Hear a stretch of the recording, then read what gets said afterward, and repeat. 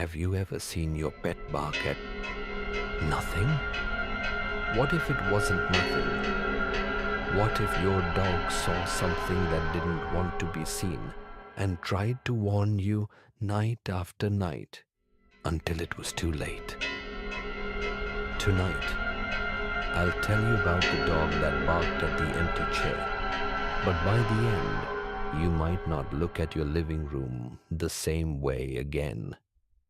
It began as ordinary as any home story could. An old farmhouse at the edge of Raven Hollow, wooden floors that moaned in winter, and a fireplace that smelled of cedar and warmth.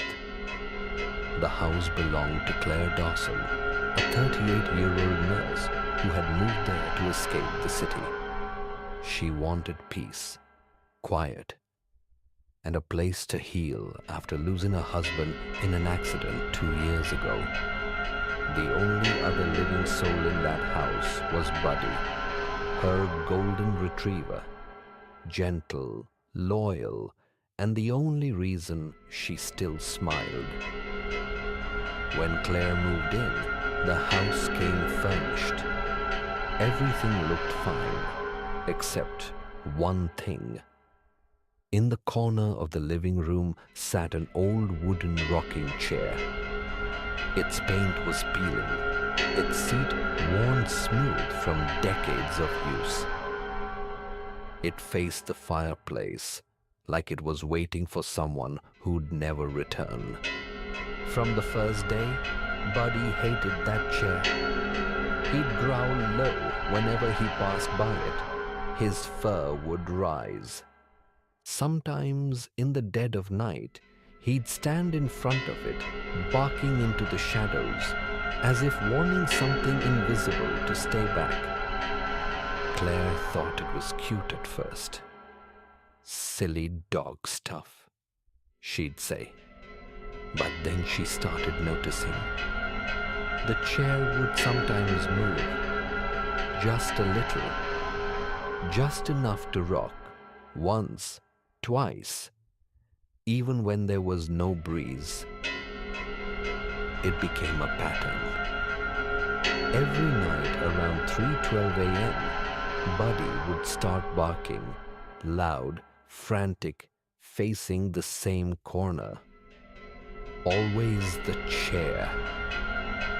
At first, Claire thought it was a raccoon outside or a draft in the room. But when she checked, nothing. No open window, no wind, no animal. Just Buddy, trembling, and the chair, rocking. One night, she tried filming it. The video showed Buddy barking wildly at the chair. But the moment she turned the camera toward it, the recording glitched, static-filled, distorted.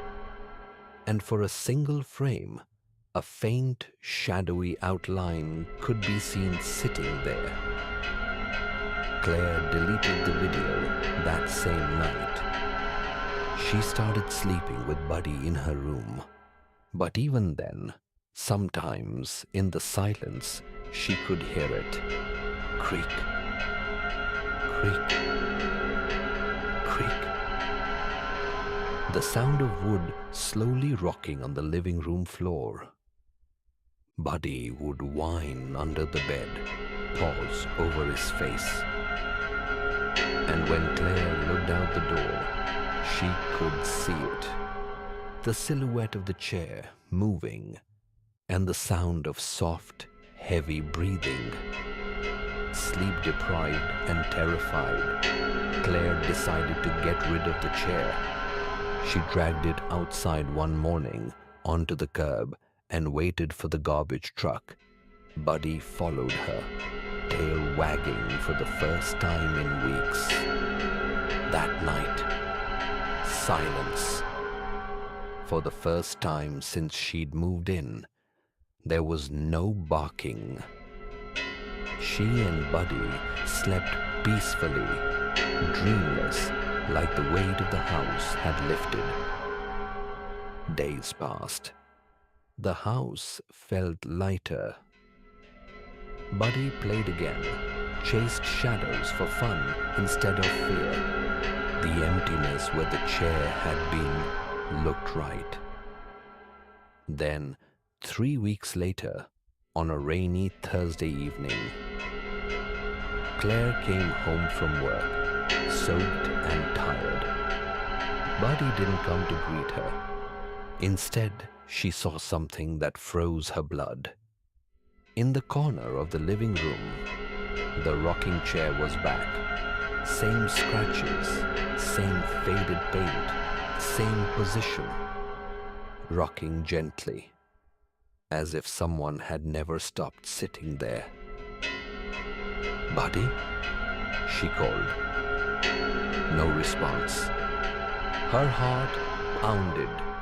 She walked closer, and from the chair came a sound. Slow, rasping, panting, like a dog's breath. Right behind her, Claire screamed for Buddy, searched every room. Nothing. Front door locked. No broken window. But the sound, the panting, was getting louder, coming from the rocking chair. When she turned on the flashlight, she saw fur. Golden fur. Buddy's collar, tangled around the rocker's spindle. And when the chair began to move, on its own, slow at first, then faster, each creak matching the rhythm of heavy breathing, louder, closer, until it filled the entire room. Claire backed away, trembling, tears running down her face. She whispered, "Buddy." The chair stopped. The panting stopped. For a full minute, there was silence. Then, from the darkness, a deep growl. And suddenly, the chair lunged forward, slamming into the floorboards with inhuman force. Claire ran out of the house, into the rain, barefoot, crying, and never came back. Neighbors found the door open the next morning. They found the chair rocking gently, and faint, wet paw prints leading from the chair to the front door, then stopping abruptly. Weeks later, new owners moved in. They said they loved the rustic charm, especially the vintage rocking chair in the corner. They never found out who left it. Locals say sometimes, on quiet nights, they hear barking coming from that house. But when you look inside the window, you'll only see the chair, rocking, and the sound of something breathing, waiting. So the next time your dog barks at an empty chair, remember, you might be looking at nothing, but something might be looking back at you.